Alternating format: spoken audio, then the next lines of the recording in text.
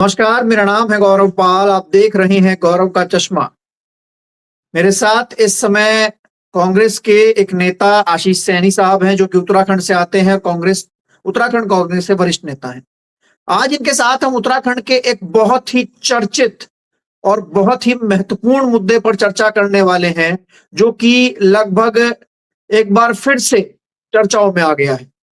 अंकिता भंडारी हत्याकांड 2022 में हरिद्वार के चिल्ला रेंज में एक रिजॉर्ट में अंकिता भंडारी नाम की एक लड़की की हत्या हो गई थी। और वो इतना हाई प्रोफाइल मामला था कि उसमें बड़े बड़े लोगों के नाम इन्वॉल्व होने की बात कही जा रही थी। उस समय बीजेपी नेता के बेटे, जिनका वो रिसोर्ट था, पुलकित आर्या, और वो 3 लोग उसमें अरेस्ट हुए थे। उन 3 लोगों को सजा भी हुई है। लेकिन बताया जा रहा है कि अंकिता भंडारी के साथ उस रिसोर्ट में जबरदस्ती शारीरिक संबंध बनाने की कोशिश की गई। इसके बाद हत्या हो गई। डेड बॉडी जो थी वो नदी से मिली थी, नहर से मिली थी। और आज तक उसमें उस वीवीआईपी गेस्ट का नाम सामने नहीं आया, जिसके लिए अंकिता भंडारी के ऊपर प्रेशर बनाया गया था। लेकिन अभी हाल ही में कांग्रेस पार्टी ने एक बड़ा दावा किया है, और भाजपा के पूर्व विधायक ज्वालापुर के सुरेश राठौर, उनकी पत्नी के वीडियो के हवाले से। तो मेरे साथ आशीष सैनी जी। आशीष जी, आपका स्वागत है बहुत बहुत हमारे चैनल पर। और मैंने वो ऑडियो सुना जो उर्मिला सनवार जो है, जो सुरेश राठौर जी की पत्नी है, उनका वो ऑडियो और वो वीडियो भी देखा।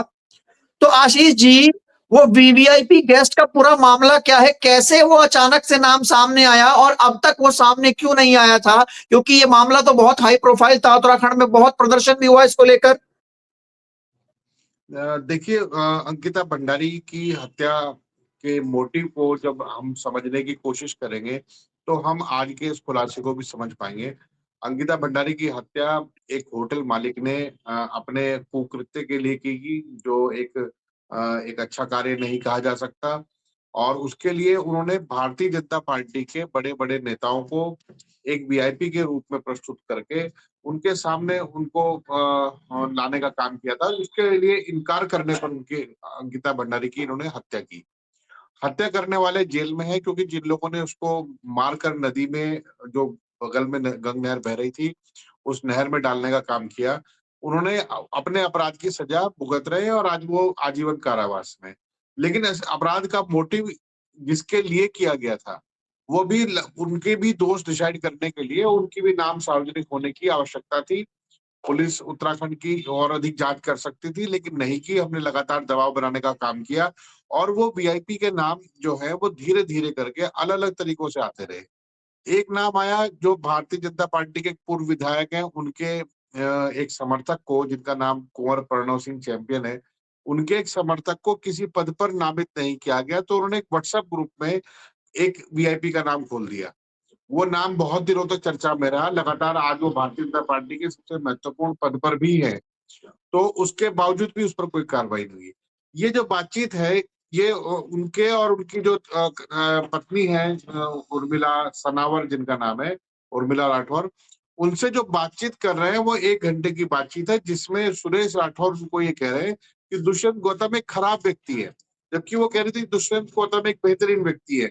उसका जो एक क्लिप निकल कर आया जिसमें ये बात आई है कि दुष्यंत गौतम के समर्थन में काम करने वाली एक महिला, जो भारतीय जनता पार्टी की जिला पंचायत सदस्य है, उसके द्वारा वो बुलडोजर को तोड़ने की कारण, बुलडोजर से वो जो मकान था, जो घर था, वो हिस्सा जिसमें वो अंकिता भंडारी को रखते थे, उसको तोड़कर डैमेज करने का काम, यानी आज वो सबूत मिटाने का जो काम था, जिससे वीआईपी की मामले में जानकारी हो सकती थी, वो काम आरती गौड़ नाम की एक महिला ने किया। ये आरोप उन्होंने लगाया।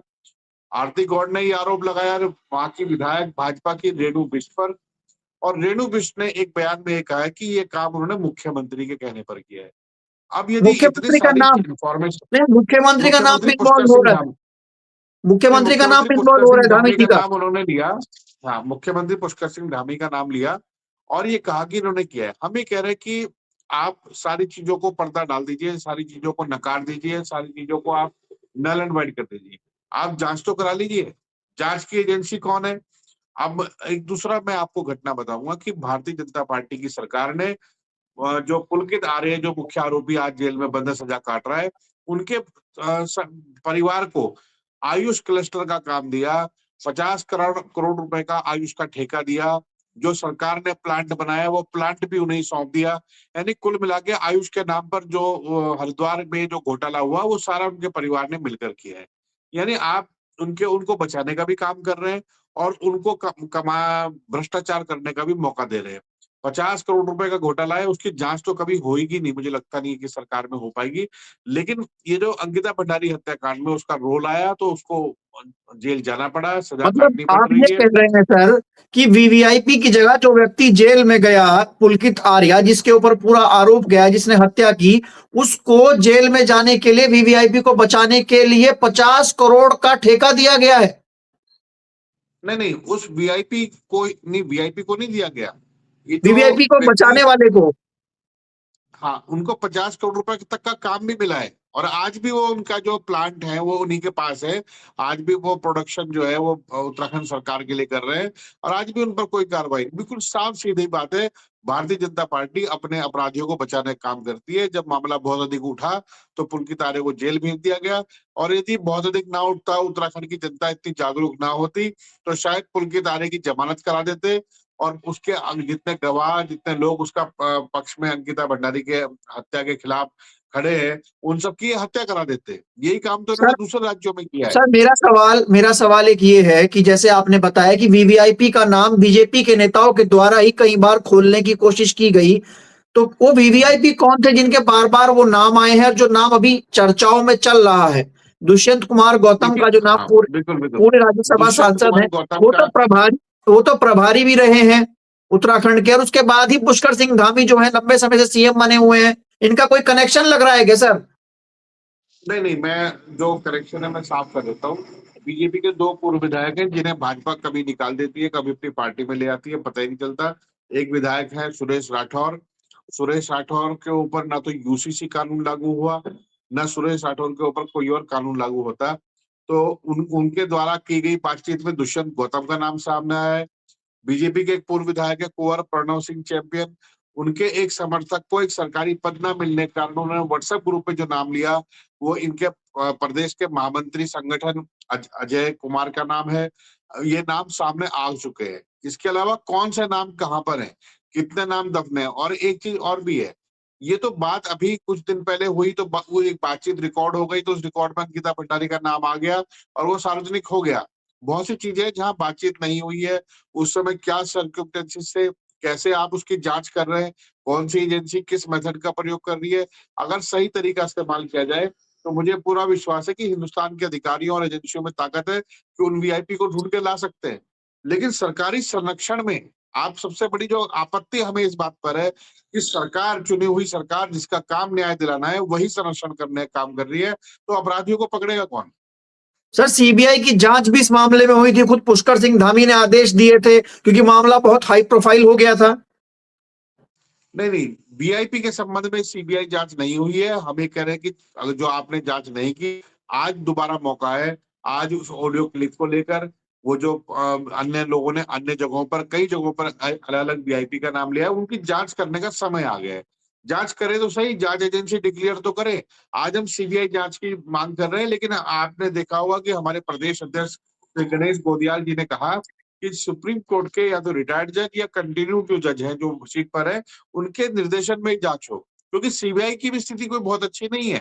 लेकिन हम फिर भी विश्वास करते हैं कि सीबीआई के लोग न्याय करने में सफल होंगे। लेकिन अगर उनके कोई जांच है, उनका अधिकारी ऊपर से कोई जज बैठे होंगे, तो निश्चित रूप से हमें अच्छे परिणाम की उम्मीद है कि उन वीआईपीओ को ढूंढ के निकाला जा सके जो उत्तराखंड को कलंकित करने का काम कर रहे हैं। सर कांग्रेस का इस पर अगला रुख क्या है? मैंने देखा आज दिल्ली में आकर प्रेस कॉन्फ्रेंस करी, यानी कि एक बड़ा मैसेज देने की कोशिश की। देहरादून से नहीं किया गया, दिल्ली से एक बड़े मीडिया को संबोधित करते हुए। आगे कांग्रेस का रुख क्या रहेगा? क्योंकि हम जिस तरीके से देख रहे हैं उत्तराखंड को, पुष्कर सिंह धामी जो है वो सीएम बने हुए हैं और एकदम अनप्रिडिक्टेबल नाम था पुष्कर सिंह धामी, अचानक से एकदम से आए और काफी लोग बताते हैं कि उनको हटाने की कोशिश बीजेपी के लोगों द्वारा की गई लेकिन नहीं हट पाए। और दुष्यंत कुमार गौतम जिसका नाम उस ऑडियो में आया, वीडियो में आया, वो कांग्रेस के प्रभारी भी रहे हैं उस समय। नहीं, हाँ, कांग्रेस के प्रभारी कांग्रेस उस नहीं, समय माफ भी थे। कीजिएगा, भाजपा के प्रभारी रहे हैं, भाजपा के प्रभारी सॉरी रहे सॉरी, हैं। मैं माफ कीजिएगा, भारतीय जनता पार्टी के निश्चित रूप से वो प्रभारी थे और आज भी वो प्रभारी है। मुख्यमंत्री जी के बारे में आपने कहा कि उनको जनता ने चुनाव हरा दिया, और हारे हुए व्यक्ति को मुख्यमंत्री बनाने का काम भारतीय जनता पार्टी ने उत्तराखंड में किया है। तो पहला सवाल तो भारतीय जनता पार्टी से है कि भ्रष्टाचार को संरक्षित करने की और अपराधों को संरक्षित करने की ऐसी क्या मजबूरी थी कि आपको हारे हुए मुख्यमंत्री को बनाना पड़ रहा है। लेकिन उसके बाद आज स्थिति है कि भ्रष्टाचार को लेकर अनेक सवाल उत्तराखंड के पटल पर खड़े हैं, लेकिन मुख्यमंत्री के खिलाफ कोई जांच नहीं होती। और मुख्यमंत्री की स्थिति ये है कि जब वो अपना बयान या कोई भाषण देते हैं तो धार्मिक ध्रुवीकरण का ही काम कर रहे हैं। कांग्रेस को बदनाम करने के लिए झूठे एआई अडॉप्ट और अडॉप्टेड वीडियो का सहारा ले रहे हैं। यानी भारतीय जनता पार्टी की उत्तराखंड की सरकार और उत्तराखंड की जो पार्टी है वो झूठ का सहारा लेकर केवल एक छल और भ्रम बनाना चाह रही है। लेकिन अंकिता भंडारी जैसे अनेक मामलों में, ऐसे अनेक मामले हैं, उन पर न्याय की बात नहीं कर रही, क्योंकि मूल जो चरित्र है भारतीय जनता पार्टी का वो अपराधियों को बचाने का है। यहाँ पर भी आप अन्य राज्यों में भी देखेंगे, उत्तर प्रदेश में देखेंगे, हरियाणा में देखेंगे, हर जगह केवल अपराधियों को बचाने के लिए भाजपा सबसे पहले निकल कर आती है। बलात्कारियों के गले में माला डालने का भी काम करते हैं, और जो लोग महिला विरोधी अपराधों में लिप्त पाए जाते हैं तो उनकी जमानत पर खुशी मनाने का काम भी भारतीय जनता पार्टी हर जगह कर रही है। आज सर, भाजपा मेरा पर सवाल, इतना मेरा भरोसा नहीं है मेरा कि इनके राज्य में महिलाएं सुरक्षित हो। मेरा आखिरी सवाल रहेगा आपसे, कांग्रेस का इस पर रुख क्या रहेगा अगर सरकार बात नहीं मानती है, सीबीआई जांच वीआईपी के वीवीआईपी के संदर्भ में नहीं कराए, तो कांग्रेस का क्या रुख रहेगा? क्या कांग्रेस इस पर कोई बड़ा आंदोलन करेगी? कैसे घेराव करेगी? देखिए, गोदियाल जी ने स्पष्ट रूप से कहा है कि 4 या 5 जनवरी तक भारतीय जनता पार्टी इस संबंध में कोई निर्णय ले ले, और यदि निर्णय नहीं लेती है तो निश्चित रूप से उत्तराखंड से जो जन आंदोलन शुरू होगा वो पूरे देश में जाएगा और भारतीय जनता पार्टी के इस चरित्र को उजागर करेगा जिसमें वो बलात्कारियों और अपराधियों का, भ्रष्टाचारियों का और उनका संरक्षण करने का काम करते हैं। ये पोल खुलनी जरूरी है। कब तक ये छुप छुप कर बैठे रहेंगे, कब तक ये अपराधियों की मदद करते रहेंगे? अब इसे और अधिक बर्दाश्त करने की आवश्यकता कोई महसूस नहीं कर रहा, और जनता इसको लेकर उद्वेलित है और कांग्रेस उस जनता की आवाज बनकर खड़ी है। जी, बहुत बहुत शुक्रिया आशीष जी आपका। हमारे साथ आशीष जी जुड़े थे उत्तराखंड से, और ये पूरा मामला जो है, जो अंकिता भंडारी को लंबे समय से न्याय मिलने की बात कही जा रही थी, उनका परिवार परेशान था, एक बच्ची, एक लड़की जो अपने परिवार की आर्थिक स्थिति में, मतलब कमाई के लिए उस रेस्टोरेंट में काम करती थी, और उसके साथ जिस तरीके की ये घटना हुई, उसकी हत्या, उसने पूरे उत्तराखंड को झंझोड़ कर रख दिया था, और उत्तराखंड क्या पूरे देश को झंझोड़ कर रख दिया था। और ऐसे में एक बड़ा सवाल उठा था कि क्या घर से बाहर काम कर रही लड़कियों को क्या गलत नजर से देखा जाता है, उनके प्रति क्या गलत प्रोस्पेक्टिव बनाया जाता है, और उसको लेकर भी एक बड़ा सवाल उठा। और आज फिर वो सवाल उसी तरीके से मुंह बाए खड़ा है, क्योंकि पुलकित आर्या और उसके साथियों को तो इस मामले में सजा मिली, लेकिन वो वीवीआईपी कौन है, क्या उसका रोल रहा, क्या उसने किया, वो आज तक सामने नहीं। आप देखना यह है कि क्या कांग्रेस इस पूरे मामले पर भाजपा पर दबाव बनाती है। और अब ये मामला बीजेपी के लिए भी गले की फांस बन गया है, क्योंकि 27 में